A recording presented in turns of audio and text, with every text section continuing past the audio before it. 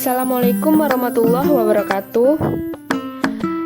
Di sini saya akan menjelaskan tentang ekosistem danau. Yang pertama ada pengertian danau. Danau adalah sebuah perairan tenang yang menempati sebuah cekungan yang ada di daratan. Danau merupakan perairan yang tidak mengalir atau hanya membentuk sebuah bendungan saja. Namun, meski membendung, perairan di danau biasanya bersih dan tidak kotor seperti air membendung pada umumnya. Hal ini karena danau biasanya memiliki ukuran yang besar, sehingga air terlihat bersih dan juga jernih.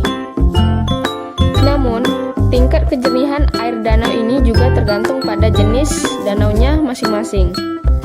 Ekosistem danau ini terdapat berbagai macam makhluk hidup yang beraneka ragam. Tentu saja makhluk hidup yang hidup di daerah danau akan berbeda dengan makhluk hidup yang berada di wilayah sungai, laut, dan lain sebagainya. Maka dari itulah ada sebuah ekosistem danau. Yang kedua, ada penyebab terbentuk terjadinya danau. Faktor yang merupakan penyebab terbentuknya danau berupa faktor alam dan faktor buatan manusia. Beberapa faktor sebagai berikut. A. Adanya aktivitas penambangan. Manusia sering melakukan aktivitas penambangan untuk mendapatkan logam-logam yang ada di dalam bumi. Aktivitas penambangan ini dilakukan dengan menggali tanah. Apabila penambangan ini dilakukan besar-besaran dan dalam waktu yang lama, maka yang terjadi adalah terbentuknya cekungan yang ada di permukaan bumi. Cekungan yang dibuat di permukaan bumi ini apabila terisi oleh air maka akan menjadi sebuah danau. B. Adanya letusan gunung berapi. Salah satu faktor yang menjadi penyebab terjadinya danau adalah adanya aktivitas vulkanisme, khususnya letusan gunung berapi. Gunung berapi yang meletus terkadang akan menyisakan bekas yang berupa cekungan besar. Nah, cekungan besar inilah yang nantinya akan menjadi cikal bakal terbentuknya danau. Mengenai ukuran danau maupun kedalamannya, hal ini tergantung pada besar kecilnya letusan tersebut. Kita masuk yang ketiga, macam-macam danau. Yang pertama, ada danau vulkanik. Jenis danau yang pertama dilihat dari proses terbentuknya adalah danau vulkanik. Danau vulkanik merupakan danau yang terjadi sebagai dampak letusan gunung berapi. Ketika gunung berapi meletus, kemudian terbentuk kawah yang luas di puncaknya. Ketika kawah tersebut terisi oleh air hujan, maka kawah tersebut akan menjadi danau. Danau seperti ini banyak kita temui di Indonesia. Contoh danau macam ini antara lain Danau Kawah, Gunung Kelut, dan Gunung Batur.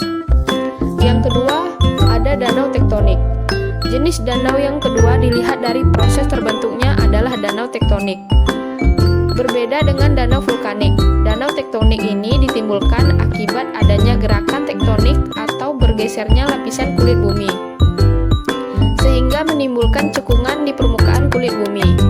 Kemudian, cekungan yang terbentuk tersebut akan terisi oleh air, baik air hujan maupun air bendungan atau sungai atau lainnya. Sehingga, cekungan yang terisi air tersebut akan membentuk sebuah danau.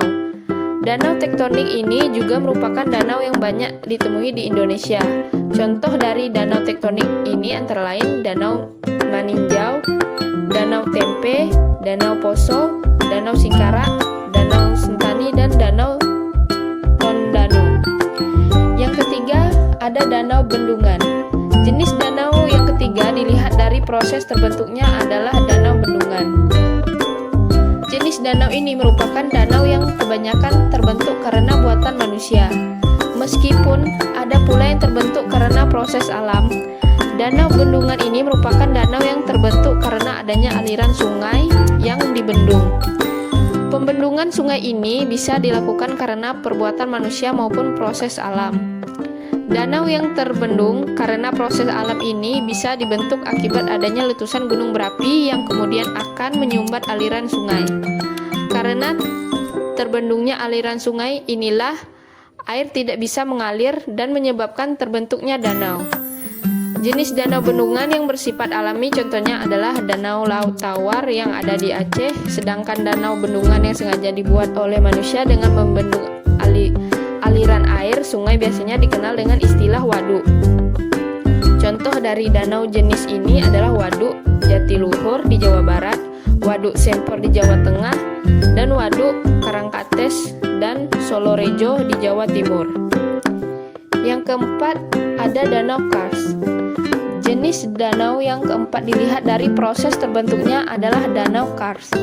Danau Kars ini merupakan danau yang terjadi di daerah bertanah kapur sebagai akibat dari proses pelarutan terhadap batu kapur yang dilakukan oleh air hujan. Proses pelarutan kapur ini lama-kelamaan akan membentuk sebuah cekungan dan cekungan tersebut akan terisi air, sehingga terbentuklah danau. Danau Kars ini dibedakan menjadi beberapa macam lagi menurut ukurannya. Danau Kars yang mempunyai ukuran tidak terlalu luas disebut dengan lokva atau dolina. Lokva yang terdiri dari beberapa sebuah ini dapat berkembang atau menjadi satu membentuk Danau Kars yang baru yang lebih besar dan bentuknya menyerupai piring yang disebut dengan uvala. Danau Kars ini banyak kita jumpai di sebelah selatan Pulau Jawa. Tepatnya adalah di Kabupaten Gunung Kidul, Provinsi Daerah Istimewa Yogyakarta. Nah, sekian penjelasan tentang ekosistem danau dari saya. Saya ucapkan Assalamualaikum warahmatullahi wabarakatuh.